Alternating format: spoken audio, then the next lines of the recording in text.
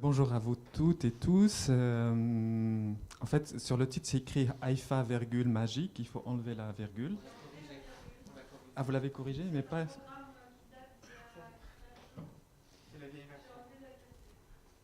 En tout cas, dans celui qui est imprimé, la virgule y est toujours. Non, mais je chipote pas parce que. Non, non, parce que là, ça fait Haïfa et magique comme si c'était deux personnes. Mais Haïfa magique, c'est la même personne. C'est une. Non, enfin. Non, mais en tout cas, je voulais juste vous dire que Haïfa Magic, c'est la même personne. Donc c'est Haïfa Magic et ses sœurs. Donc c'est ça parce que c'est.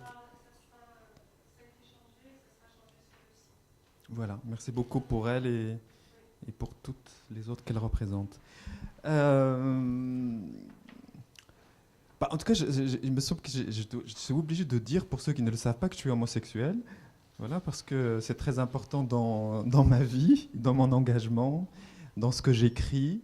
Et plus j'ai vieilli, parce qu'aujourd'hui j'ai 44 ans, plus il me semble que le monde nous pousse à le réaffirmer encore et encore. C'est-à-dire tellement on a l'impression que l'engagement, les luttes, non seulement n'ont pas tellement de répercussions politiques et sur le terrain, mais même dans les pays où il y a les lois, où il y a les droits pour les homosexuels, la France par exemple, on passe sa vie, en tout cas en tant qu'homosexuel, et en tant que membre de la communauté LGBT, à entrer dans une forme de censure, d'autocensure. Ça, je ne peux pas le dire, ils ne vont pas comprendre. Je parle des Français, les gens, le monde, les gens qu'on fréquente ici en France. Et quand j'ai fait mon coming out en 2005-2006 au Maroc, donc je passais pour le radical. Mais j'ai l'impression qu'en 2005, j'étais qu'un bébé, que le vrai radical aujourd'hui, le vrai radical en moi n'est pas encore totalement sorti. Parce que, comme je vais me répéter, entre le discours qu'on a sur les LGBT aujourd'hui dans le monde et la réalité, il y a vraiment, vraiment un fossé. J'ai choisi, quand Antoine m'a proposé de participer, d'être avec vous, en tout cas c'est plus qu'une participation, d'être avec vous, de continuer avec vous, parce que j'ai suivi tout ce que vous faites depuis l'année dernière. Euh, je crois que j'ai même pas eu beaucoup de temps, je n'ai pas mis beaucoup de temps à trouver le thème. C'était assez rapide. Je me suis dit, je suis sûr que je vais être le seul PD de l'Assemblée, en tout cas parmi les participants. Autant, voilà, faire entendre quelque chose une voix qui, même si on a l'impression qu'elle est entendue, qu'elle existe aujourd'hui dans l'espace culturel et politique, mais en fait, elle n'en est rien. Donc, au lieu de revenir encore une fois sur ma petite histoire et ma petite radicalité à moi, je me suis dit, je vais vous raconter ce qui me semble, moi, depuis à peu près 1 an, 2 ans, incarne une forme de renouvellement de. J'ai intitulé ça dans le titre La résistance LGBT, mais je pense qu'il faut même le sens qu'on donne à ce mot résistance, il faudra presque nous on oublie comment nous on l'appréhende, comment nous, et il nous touche ce mot tellement, ces personnes dont je vais vous parler aujourd'hui, euh, le réinventent, ils mettent quelque chose de totalement, pour moi, ils mettent quelque chose de totalement vivant, encore plus vivant que comme moi incarné devant vous ici. Euh, Autour de 2003-2005, au Maroc et dans le monde arabe, on a commencé à utiliser dans la presse, dans les médias, le mot mitli pour désigner les homosexuels sans les juger. Avant, il y avait toujours des expressions utilisées aussi bien par la presse que par des gens intellectuels, cultivés, tout ça, dans la sphère des gens qui sont éclairés. Pour désigner donc ces personnes et parfois pour s'auto-désigner eux-mêmes, que des insultes, que des choses qui ne sont pas acceptables. Donc le mot mitli a commencé à se propager et aujourd'hui, c'est vrai que le mot est utilisé par tout le monde, par toute la presse, par tous les médias, dans quasiment tout le monde arabe. À la même époque, on a vu émerger des nouvelles voix homosexuelles, des Marocains, des Tunisiens, des Égyptiens, des Libanais, c'est-à-dire des gens, des personnes incarnées avec un visage, un nom, un corps qui se présentent au monde arabe, dans le monde arabe, comme étant homosexuels et qui incarnent donc cette chose que ce monde-là ne veut pas admettre pour telle ou telle raison, politique, post-coloniale, coloniale ou j'en sais d'autres. Ça, c'est un autre débat dont je ne vais pas parler aujourd'hui. Et ça a été vécu comme une forme de renouvellement de la résistance. Ça a été vécu comme une forme de fraîcheur qui était le bienvenu dans le monde arabe. En tout cas, pour le Maroc, on a vu des voix, des associations comme Kif Kif, qui a été fondée en 2005, qui ont fait des manifestations assez incroyables au Maroc. Par la suite, il y a eu une autre association qui s'appelle Aswat LGBT. Vous m'entendez bien? Aswat LGBT, et c'était une association constituée principalement d'étudiants de la ville de Rabat et de la ville de Salé, qui, avec rien, ont pu constituer non seulement une association, un site web, mais en même temps créer une revue LGBT en arabe, qu'ils ont d'ailleurs intitulée Mitli. Donc tout ça, c'était vers 2006, 2007, 2008. Parallèlement à tout ça, il y a eu tout un tas de scandales, de lynchage d'homosexuels au Maroc, notamment, je ne sais pas si vous avez entendu parler, le lynchage de l'homosexuel de Fès, le lynchage du couple qui faisait le sexe dans son appartement et qui, à Binimlal, et les voisins qui se doutaient bien qu'il se passait quelque chose là-bas, qui sont entrés dans l'appartement, dans l'intimité de ces gens, qui les ont non seulement brutalisés, ensanglantés, mais en même temps filmés et livré tout ça sur Internet. Parce que c'était ça aussi la nouvelle mode. On casse du PD, mais on le filme et on balance tout sur Internet. Mais bon, ça ne vous surprend pas, puisque c'est la mode, même pas la mode, c'est la nouvelle façon de vivre nos vies. Non seulement il faut vivre la chose, mais il faut la filmer, et ça n'a aucune valeur si ce n'est pas sur... ça a une trace quelque part sur Internet, comme si le secret et la punition dans la vraie vie, en dehors d'Internet, ne suffisaient pas. Il faut avoir toujours une punition, une condamnation encore plus grande et encore plus scandaleuse, encore plus monstrueuse. Donc on a vu parallèlement ces deux mouvements, à la fois ces associations marocaines de jeunes qui n'ont rien, même pas d'argent, qui faisaient des choses avec un réel courage sur le terrain, et en même temps ces lynchages d'homosexuels filmés, balancement, tout ça sur Internet, un mini-scandale parmi le Maroc. Les gens, voilà, ça faisait des débats et tout ça.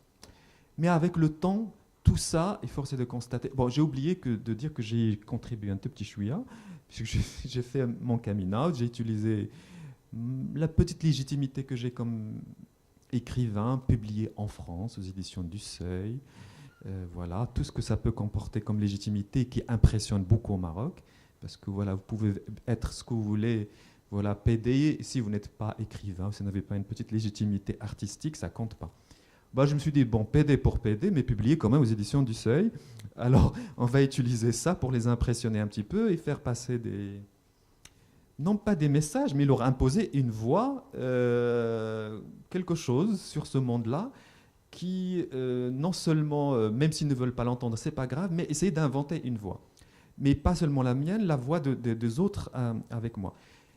Avec le temps, je suis obligé de constater que cette voix, que ces voix se sont essoufflées. Il y a eu le printemps arabe en 2010-2011, qui a essayé de donner un souffle à toutes ces résistances, parce que, par exemple, quand on voit pour le Maroc le mouvement incarné par... le printemps arabe incarné par le mouvement du 20 février, dans leur charte, dans ce qu'ils disaient, ils disaient qu'ils allaient dépénaliser l'homosexualité, qu'ils allaient protéger les homosexuels, les minorités, etc. C'était écrit. Et même parmi les gens dans le 20 février, il y avait beaucoup d'homosexuels. D'ailleurs, c'est même une des choses qu'on utilisait pour les délégitimités. C'est un... Comment on appelle ça? Ouais, c'est trop... Il disait que c'est un trou à PD. Voilà.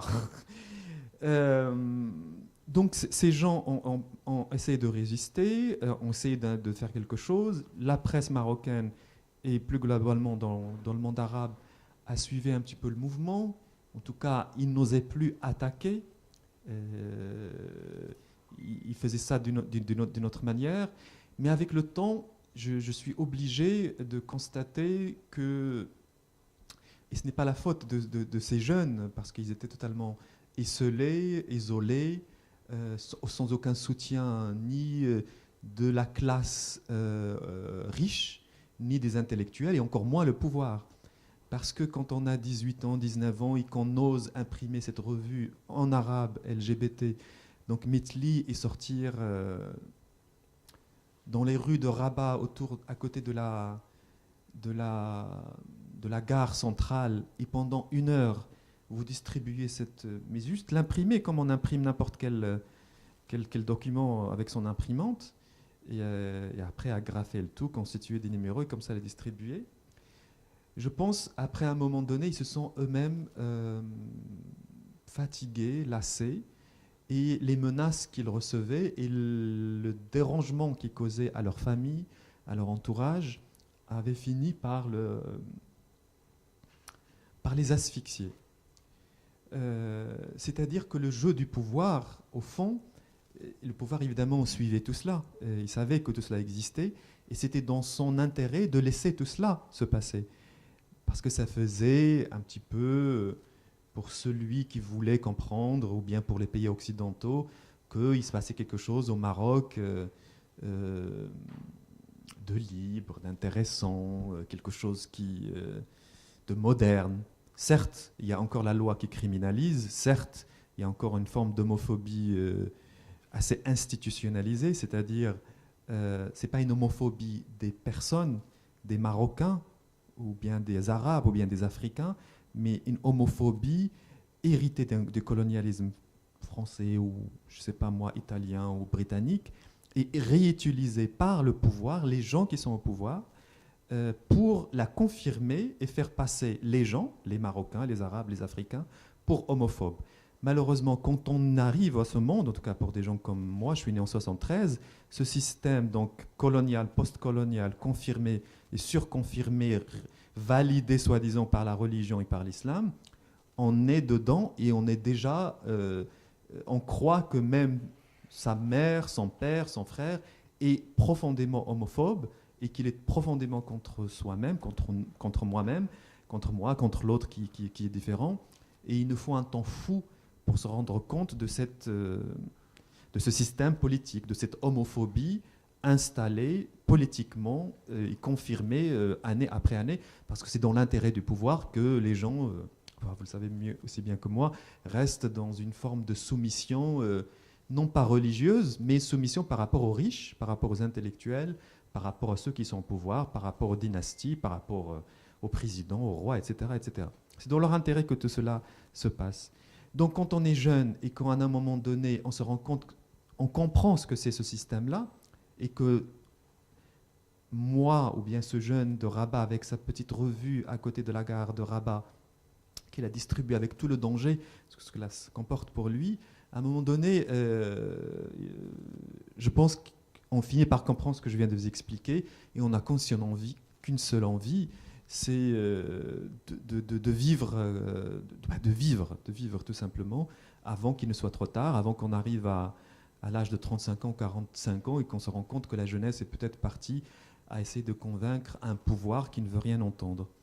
Donc je suis obligé de constater qu'il y a une forme d'essoufflement de ces jeunes, de moi-même, je dirais même un assèchement, mais je ne jette pas la pierre, je ne sais pas que vous l'avez compris, ni à ces jeunes, ni à ce mouvement, ni aux Marocains, ni aux Arabes, ni aux Africains.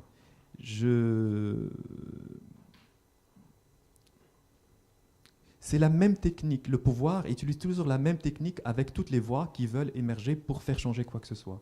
Il les laisse dire, et quand elles finissent, ils misent sur le fait que d'elles-mêmes, elles vont reprendre peur. C'est comme cette peur installée en nous dès le départ et qu'à un moment donné on ose briser, et ben elle finit par revenir.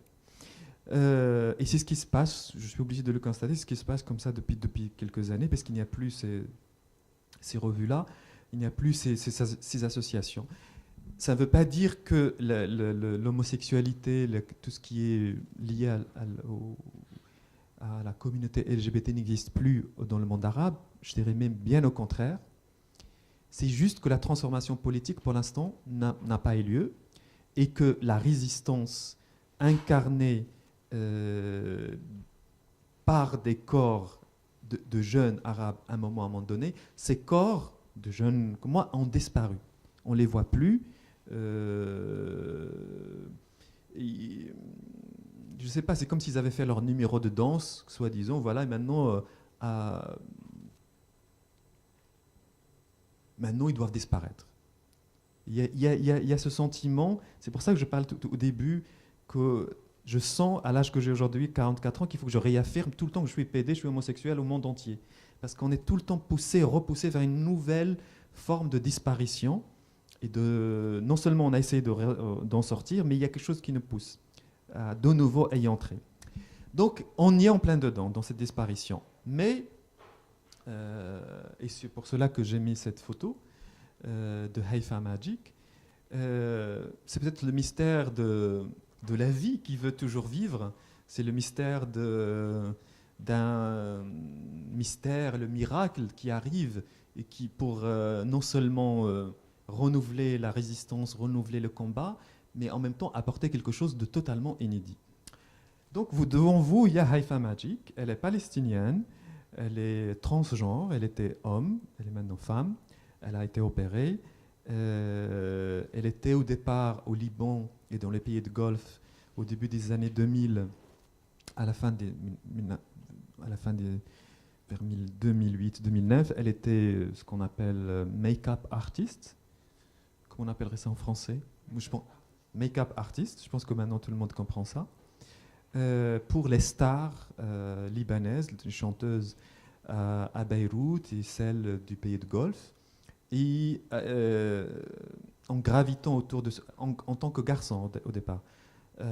En gravitant autour de ce monde, voilà, de ces artistes stars arabes, elle a pu un petit peu économiser un peu d'argent, comprendre qu'il lui faut inventer quelque chose d'inédit pour imposer qui elle est et ce qu'elle va devenir, ce qu'elle est en train de devenir.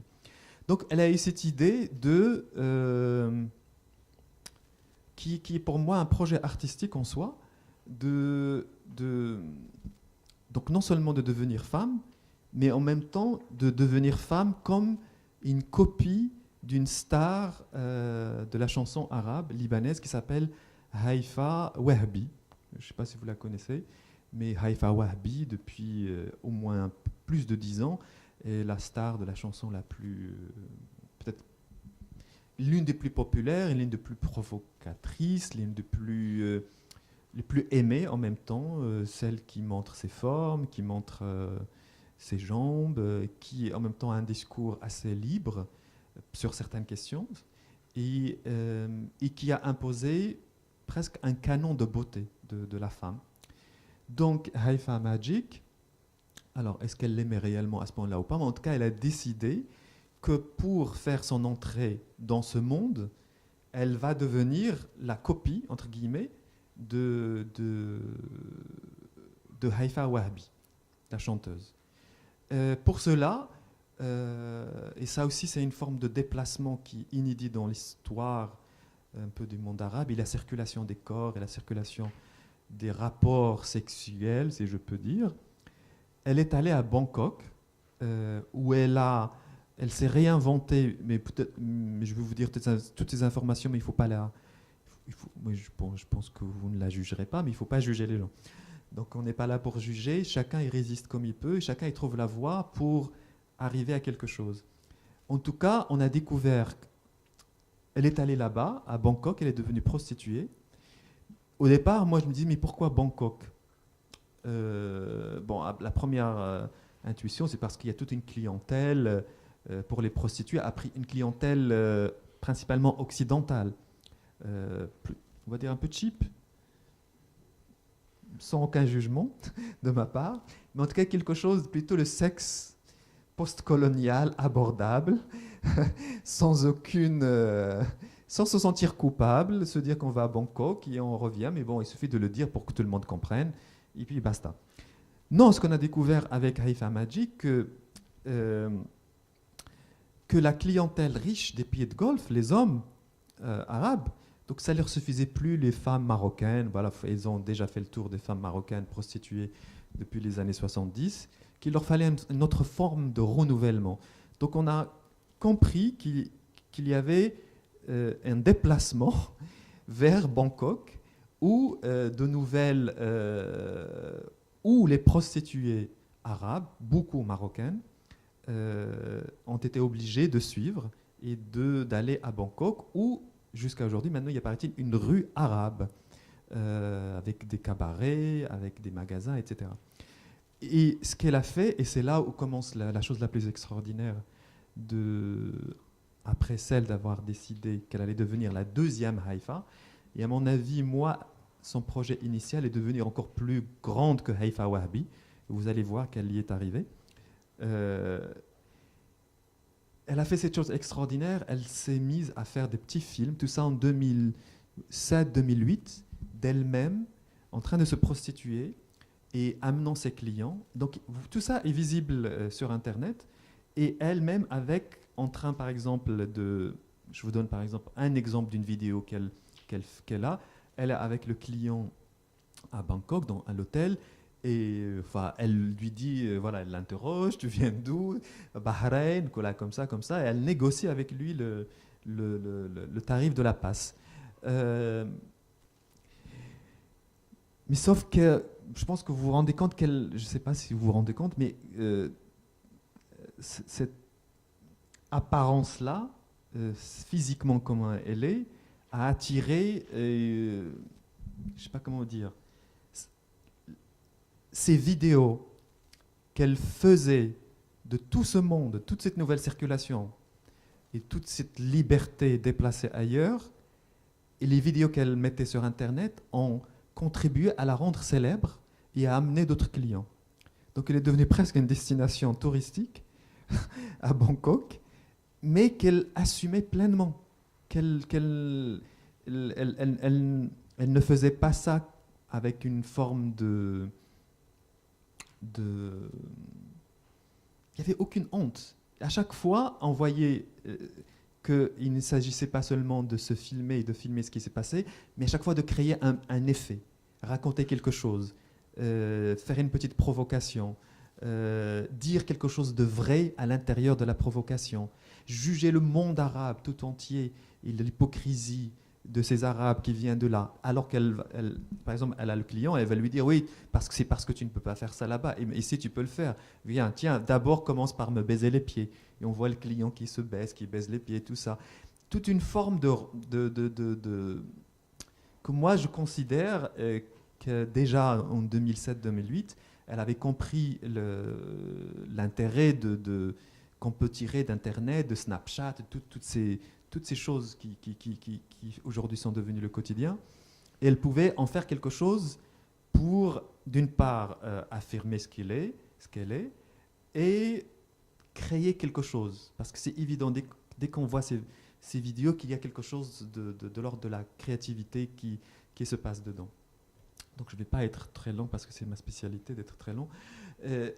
Toujours est-il qu'elle a réussi à créer un personnage qui a commencé à se propager dans tout le monde arabe, et du coup à attirer d'autres personnes transsexuelles arabes qui voulaient devenir ce qu'elles sont, des femmes, et non seulement des femmes, mais des femmes, parce qu'à chaque fois elle cite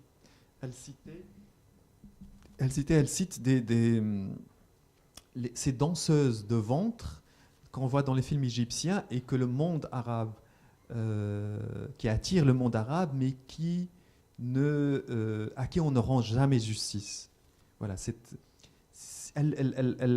par exemple, il y a les vidéos qui lui ont permis, elle, de devenir encore beaucoup, beaucoup plus célèbre, c'est un petit peu des mini-vidéos de 50 secondes, 1 minute, 2 minutes, 3 minutes. On la voit faire une petite danse, presque pas habillée du tout, mais sur des chansons arabes, des hits du moment, et où tout est outrageusement scandaleux, outrageusement, pour moi, délicieux. Parce que c'est une réappropriation de tout ce que les Arabes aiment, mais l'offrant à ces mêmes Arabes, à ce même monde, en y intégrant quelque chose de complètement, pour moi, révolutionnaire à cette échelle-là.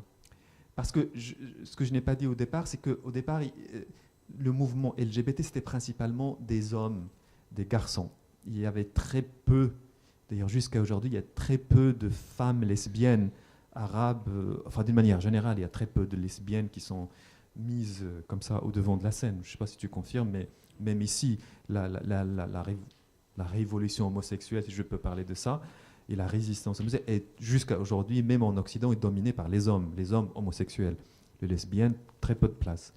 Donc on est passé à cette domination de ces hommes-là, donc y compris moi, hein, à l'émergence de cette femme qui scandalise et qui, en même temps, elle dit quelque chose de vrai, qui critique et qui utilise tout le temps les ingrédients, les codes esthétiques de ce monde arabe.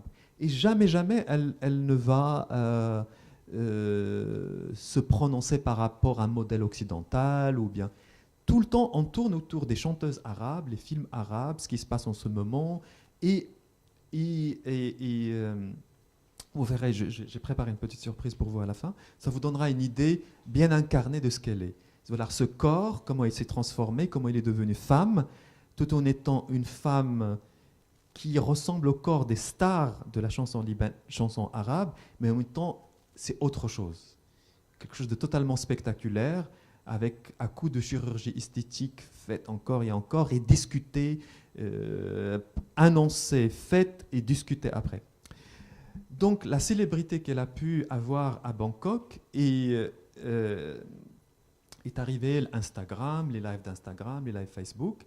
Elle a commencé quasiment un salon, moi j'appelle ça un salon littéraire, l'idée du salon littéraire du XVIIIe siècle. Mais bon, c'est devenu maintenant quasiment... Elle fait un live Instagram, ça se dit comme ça, où on la voit... elle est assez intelligente pour varier l'histoire à chaque fois. Des fois, on la voit en train de... Comment on appelle ça? Une séance de maquillage? Make-up tutorial, comment on dirait ça? Le tutoriel de maquillage. Et en même temps qu'elle fait le maquillage, elle raconte son histoire, elle raconte les homosexuels qui tournent autour d'elle, et elle annonce le projet, le retour à Beyrouth. Et d'ailleurs, elle est revenue à Beyrouth il y a à peu près 1 an et demi. Et ce qu'elle va faire et comment elle va révolutionner. Donc, dans ce sillage-là, les médias traditionnels, la télé, les journaux, tout ça, ont commencé à s'intéresser à elle. Ils l'ont invitée dans des émissions de télévision. Évidemment, on a essayé de l'exploiter comme un phénomène en essayant d'avoir une forme de compréhension, mais qui ne l'était pas. Et elle, suffisamment intelligente, elle a toujours su déjouer tous ces pièges et être dans une forme de vérité par rapport à elle-même qui, franchement, est assez touchante. Et petit à petit, depuis à peu près 3 ans, elle est passée de stade petite scandaleuse arabe, voilà, qui se déhanche dans des petits lieux, à une star qui est regardée par des millions de gens et qui fait elle-même des chansons qui sont écoutées par des millions de gens et qui incitent d'autres personnes à sortir donc de cette armoire et qui incite d'autres personnes à se déclarer et à ne parler de cette réalité non pas qu'on ignore, mais en tout cas qui n'a pas d'existence politique. Donc du coup, dans le siège de Haifa Magic, est arrivé plein de filles comme elle. Il y a Katolina, qui est palestinienne comme Haifa Magic, qui, elle, est encore à Bangkok. Elles sont les meilleures amies du monde et les meilleurs ennemis du monde. Évidemment, avec la culture d'aujourd'hui, des clashs, et on se dispute, on s'insulte et on se réconcilie et tout ça. Donc ça fait 2 ans qu'on assiste à ce feuilleton. Et, en tout cas, sans s'ennuyer. En tout cas, moi, je m'ennuie jamais. Et elle a poussé la performance artistique à un autre niveau. Donc elle s'appelle Katolina. Alors elle n'est pas coupée, c'est elle qui le dit. Haifa Magic est allée jusqu'au bout, donc elle est devenue complètement femme. Katolina n'est pas coupée, elle le dit, elle le redit. Et elle pousse l'idée même de l'installation artistique, pour moi, un happening, l'idée du happening artistique, tel que peut-être les artistes qui sont ici, ou tel que vous étudiants, ce à quoi aspirent vos étudiants. Dans le lieu où elle se prostitue, ce cabaret arabe à Bangkok, elle fait des lives Instagram à partir du lieu. Donc on sait dans quel coin elle est, on sait à quelle heure on peut se brancher, il y aura le live, elle sera là-bas, il y aura le client, et on verra tout. Et ça dure pendant à peu près... tout ça, vous pouvez le trouver sur YouTube. Tout ça... évidemment, c'est la culture d'aujourd'hui. Tout ce qui... Voilà, c'est... Une fois qu'une image apparaît, il y a tout le temps quelqu'un qui l'enregistre et qui, dans l'instant qui suit, la balance qui lui donne une forme d'éternité. Une forme d'éternité, oui, d'une certaine façon. Mais en tout cas, c'est les lives de Katolina à partir du cabaret où elle se prostitue, où elle se produit. On peut dire ça comme ça. Elle est après tout artiste. On peut considérer la chose de cette façon parce que en tout cas, moi, je les vois comme ça. Je les considère comme ça parce que quelqu'un qui a compris l'impact de l'image et l'impact de où installer la caméra et par rapport à quoi, et il y a, avec une intention particulière, et en révélant quelque chose de quelque part inédit, mais en le révélant avec le souci à chaque fois réaffirmé de la vérité. De la vérité, mais une vérité, certes, qui peut paraître, vous allez voir, peut-être que vous allez être déçus après tout le discours que je suis en train de faire, que vous allez voir la vidéo que je vais vous montrer de Haifa Magic, vous allez peut-être trouver qu'elle est futile, qu'elle est idiote et tout ça. Je peux vous assurer qu'elle ne l'est pas, que ce n'est pas des personnes idiotes ni quoi que ce soit. La vie les a placées là, elles ont compris qu'elles peuvent tirer un pouvoir de la prostitution, que si elles étaient restées en Palestine ou bien au Liban, tout ça, elles n'auraient pas pu faire là. Il leur fallait trouver un lieu où arracher à cette liberté. Et à partir de ce lieu où elles ont arraché, où elles se sont transformées, et à partir de ce lieu, imposer à ce même monde, donc le monde arabe, auquel elles ne cessent de réaffirmer leur appartenance. D'ailleurs, ce qui frappe tout le temps, pour les deux, c'est bien pour Haifa Magic que Katolina, elle parle tout le temps de la cause palestinienne et ça ressort tout le temps. Ça ressort tout le temps. C'est-à-dire comme quelque chose à défendre et que quand on les voit parler de cela, on ne peut pas douter à un moment donné de leur sincérité. En tout cas, vous pouvez aller sur YouTube, Katolina Live Bangkok, vous verrez, c'est assez spectaculaire. Donc, je vais faire un peu court peut-être parce que j'ai... Combien il me reste de temps? Pas beaucoup. 2 minutes. Donc après ça, je vais vous citer juste les noms. Donc après il y a eu Katolina. Après il y a eu Malak, qui est une autre libanaise, qui elle est devenue la copie d'une autre chanteuse star au Liban qui s'appelle Yara. Après on a eu l'Irakien Abu Abbas.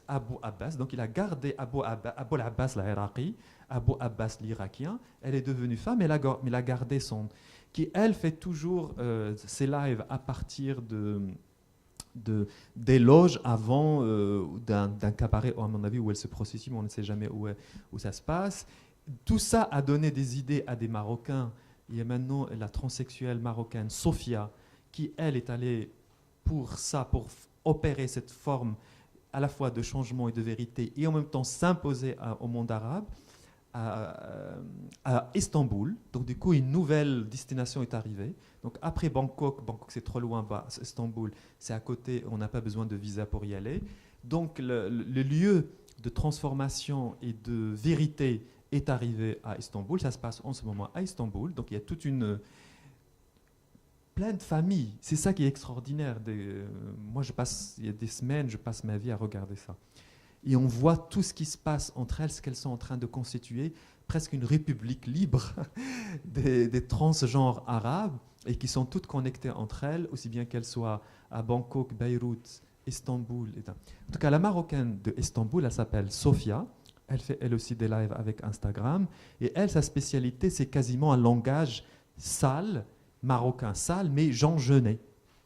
C'est-à-dire que c'est comme quand vous avez face à quelqu'un et qui ne cesse, en arabe marocain, tout ça s'il vous plaît bien sûr, qui, dans toutes les phrases, il y a le mot bite, vagin, je t'encule, je te viole, tout ça.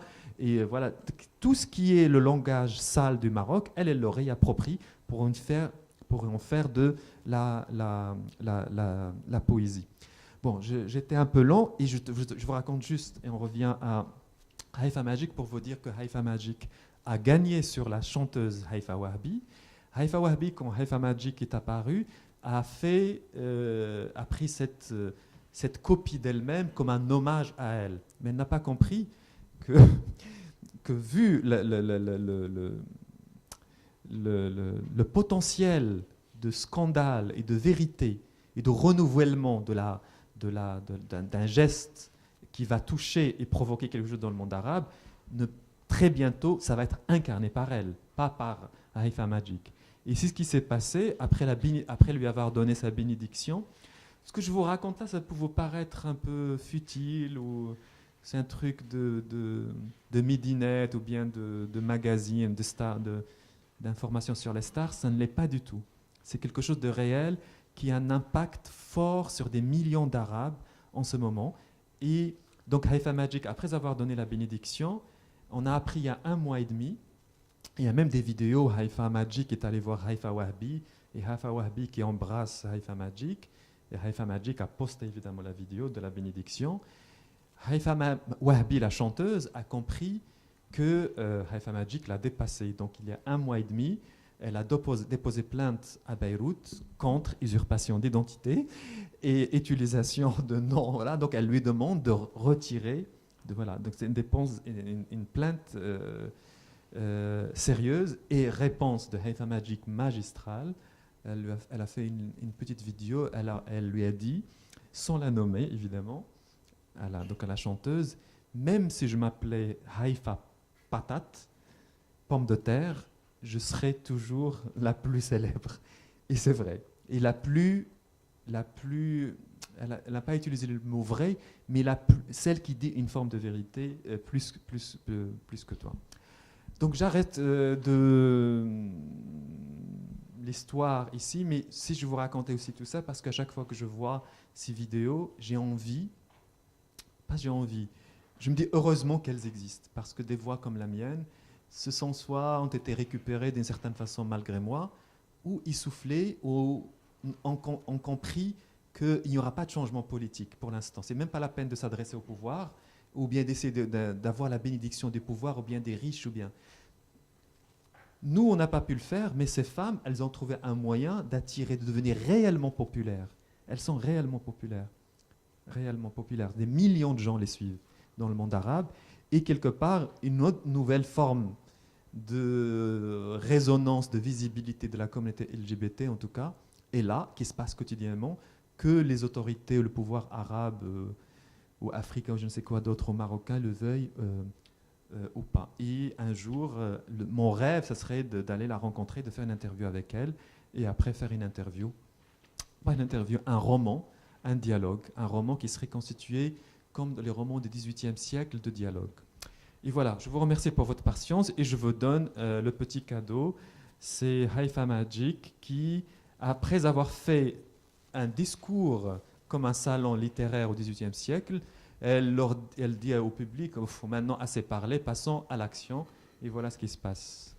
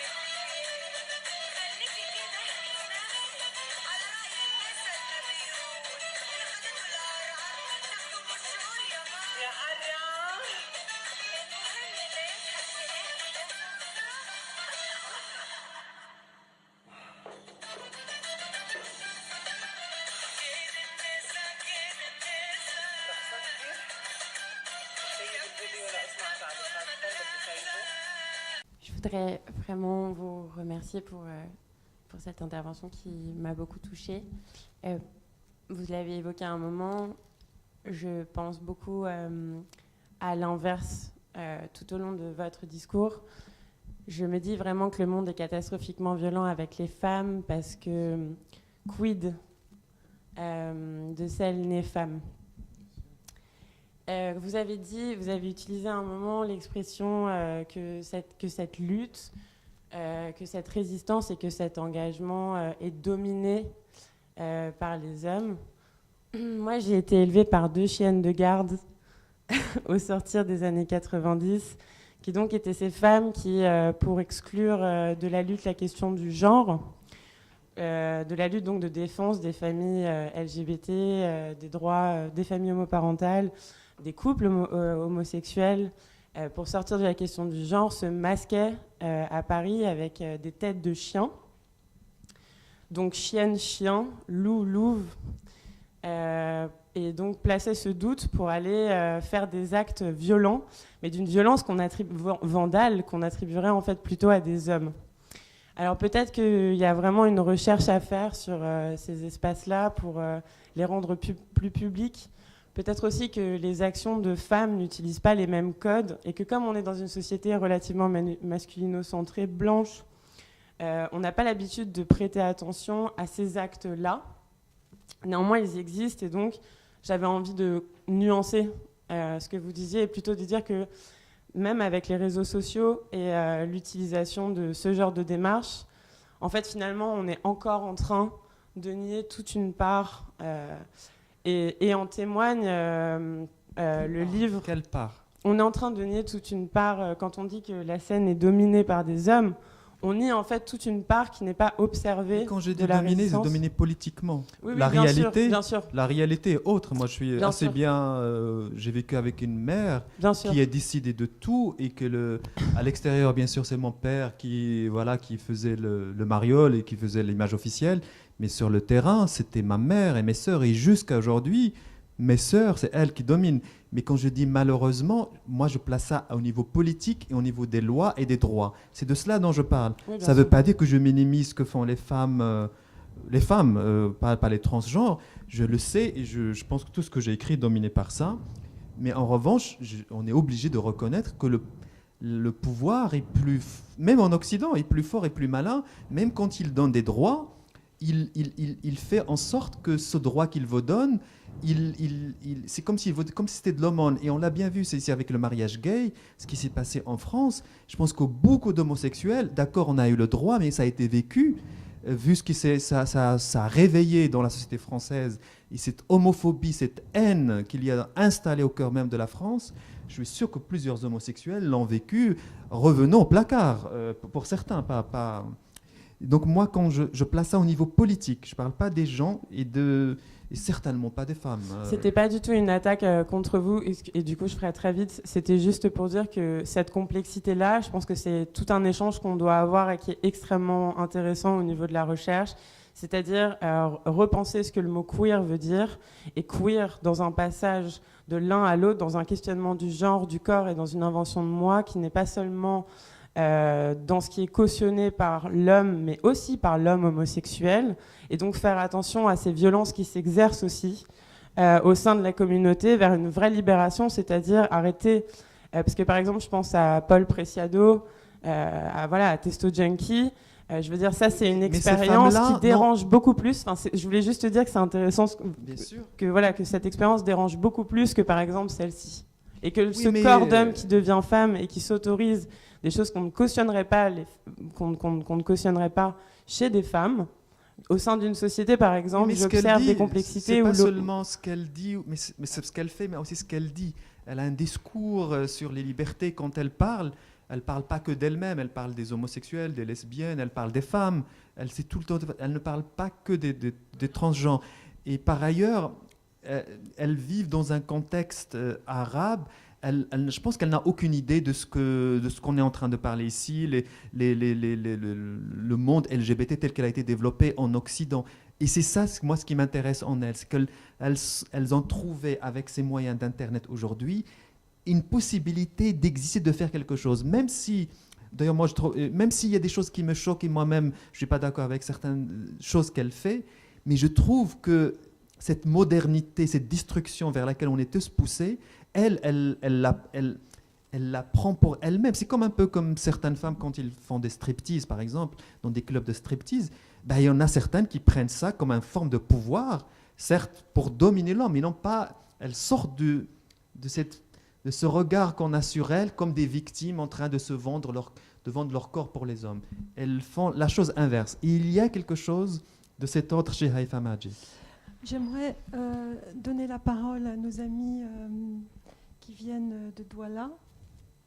Parce qu'en fait, on parle ici dans un monde où à Douala, les homosexuels sont en prison. C'est 5 ans, je crois. Quand Oui, vous êtes, au Maroc aussi. Hein. Oui, au Maroc. Donc, voilà, parce que je vous sens très silencieuse là. Donc, je me demandais si vous aviez envie d'intervenir. En tout cas, moi, j'ai décidé de parler d'elle parce que l'idée de l'art ne peut pas se situer seulement chez des gens comme nous.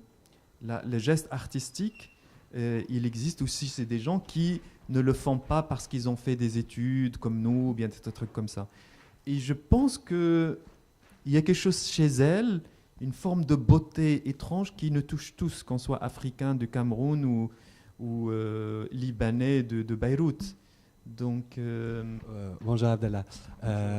En fait, tout à l'heure, tu parlais bien sûr du Maroc et quand la société en fait utilise des rumeurs, par exemple, pour dire tel ou tel est homo et donc en fait, ça va ravir certains et rendre malheureux d'autres.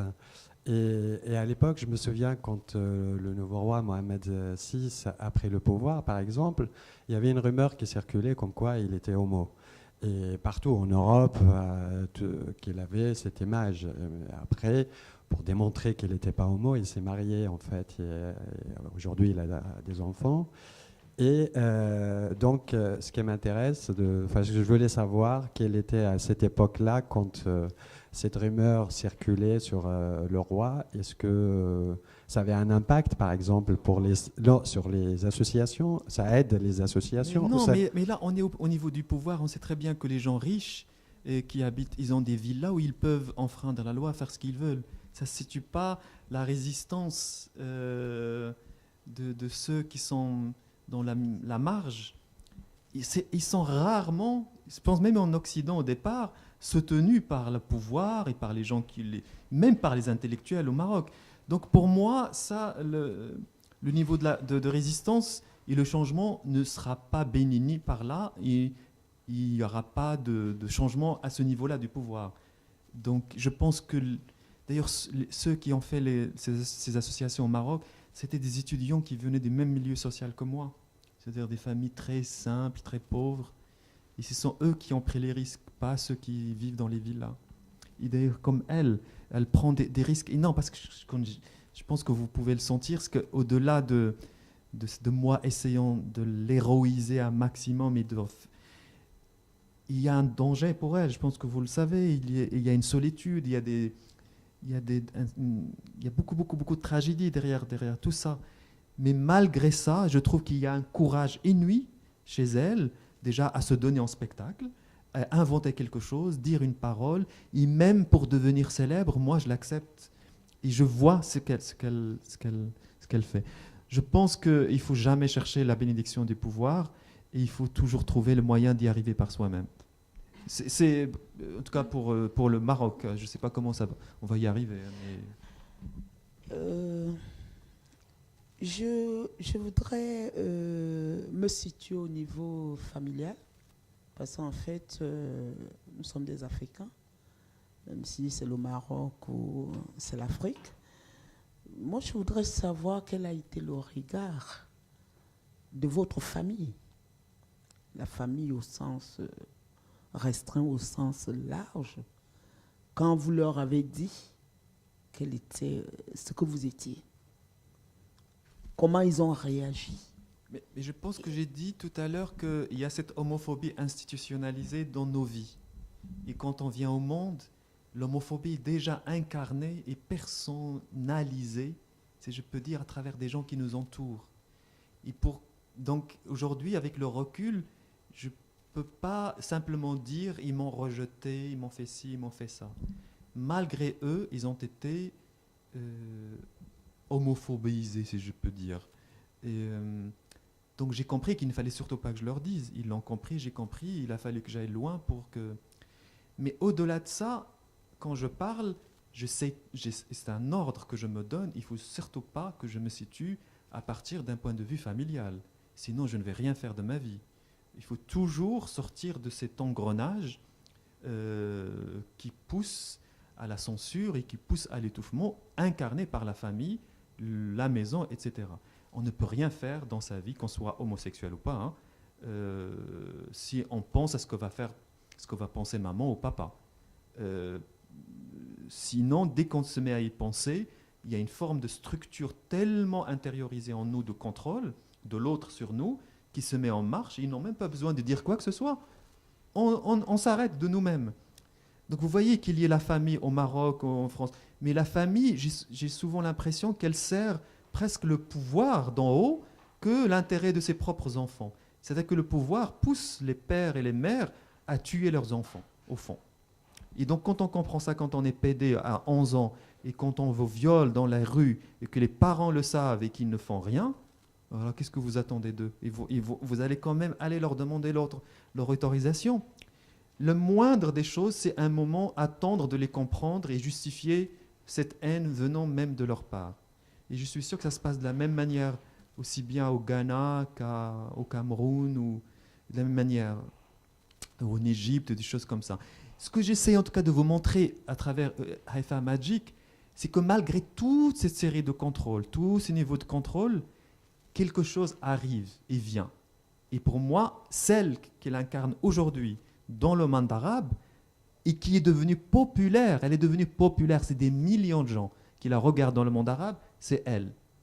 Et quand elle parle en arabe, elle défend les lesbiennes, les homosexuels, elle raconte comment elle a fait son opération, elle ne dit que pensez-vous, je dois changer mon nez aujourd'hui, est-ce que je gonfle la lèvre supérieure ou inférieure, est-ce que vous voulez écouter chanson, dites-moi, je vais vous faire de la danse. Après, quand elle a envie de pleurer, elle pleure avec nous.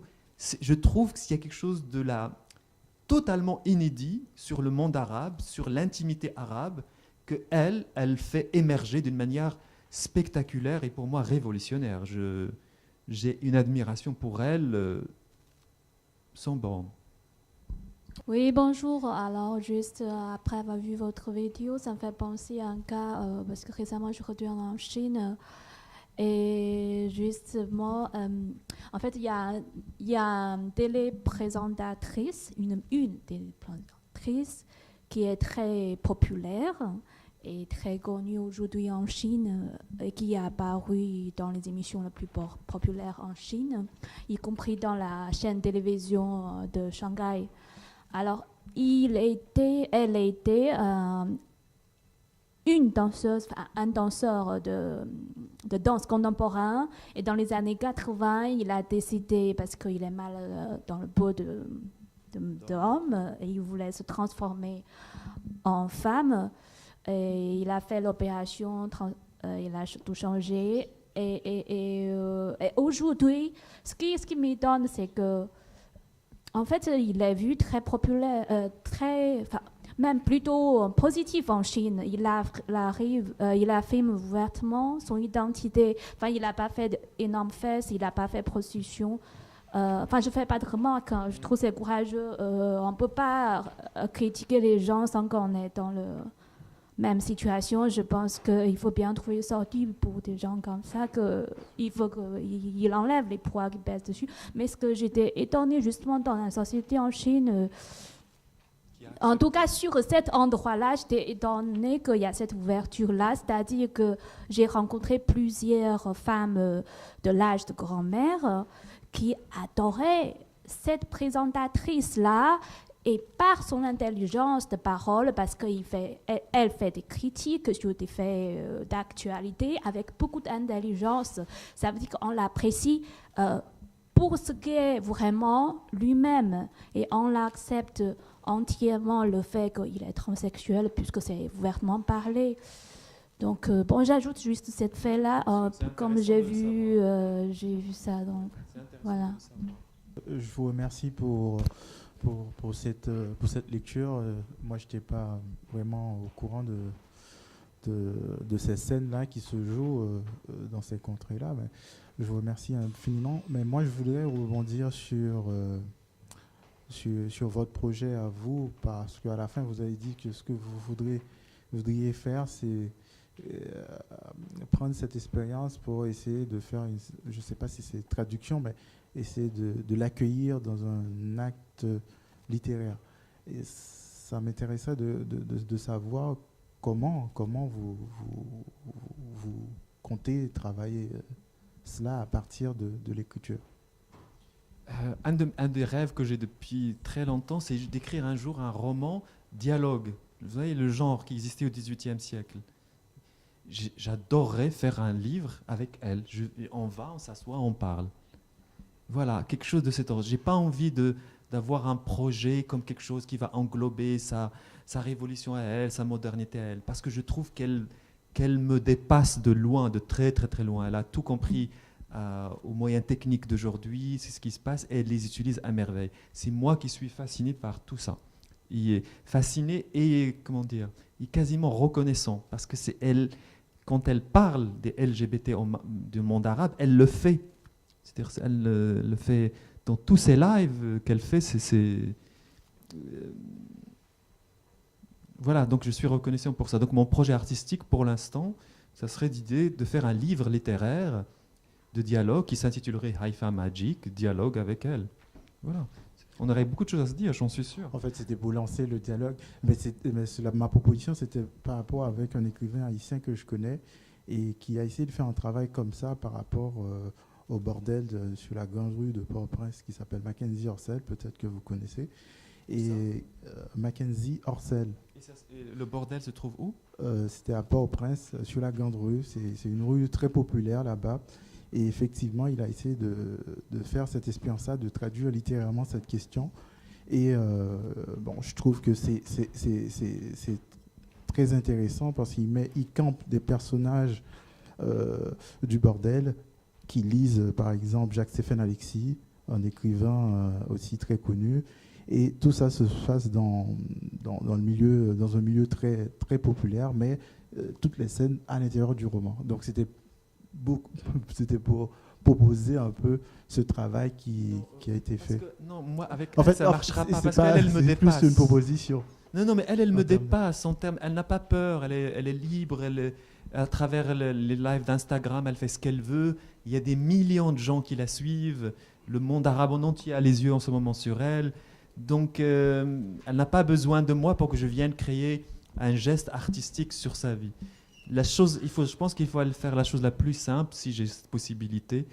Voilà, une conversation, un livre dialogue avec elle, peut-être. En fait, je voulais juste dire que j'étais très intéressé de ta présentation et de nous montrer une personne qui prend sa propre vie en main et qui décide de ce qu'elle veut être, simplement. Et je crois que par rapport au Cameroun, où les homosexuels ne peuvent même pas... Dès que dans les réseaux sociaux on les traque, dès qu'on sent le moindre signe, c'est sûr que les gens vont te dénoncer. Et je crois que c'est terrible, en fait, parce que pour moi-même, dans ce pays extrêmement homophobe, je me dis souvent, quand j'écoute les discours des personnes, je me dis, où est-ce qu'on se place, en fait, pour pouvoir juger des êtres qui sont eux-mêmes en quête d'eux-mêmes? Doit-on, en réalité, être dans une telle forme de violence jusqu'à finalement ne pas respecter la dignité des gens? Et je crois que fondamentalement, cette notion du corps, ça pose la question de la dignité.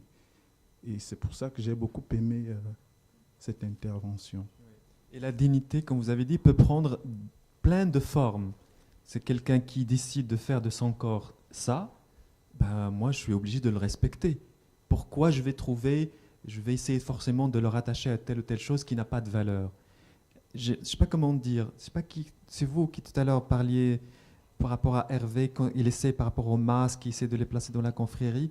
On va avec le respect, et pas pour donner des leçons à ces gens-là, mais on les respecte ce qu'ils font, les traditions, soi-disant, dans lesquelles eux, elles sont. On ne vient pas pour leur donner des leçons de liberté à ces gens-là. On essaye de comprendre de l'intérieur le geste que cette personne est en train de faire, ou bien ces personnes. Et ben, c'est la même opération que moi j'essaie d'avoir avec Haïfa Magique. Je n'ai pas envie de la juger à partir de ce que moi, je pense être la liberté et l'émancipation homosexuelle ou LGBT telle que je les ai vécues, identifiées, théorisées dans ma petite tête. Il y a autre chose qui arrive et qui est incarnée par moi, totalement par elle. Et d'autant plus incarnée qu'il y a un risque, il y a des dangers, et elle continue. Elle continue. Donc j'ai beaucoup de... Je trouve qu'il y a beaucoup de dignité là-dedans. Voilà.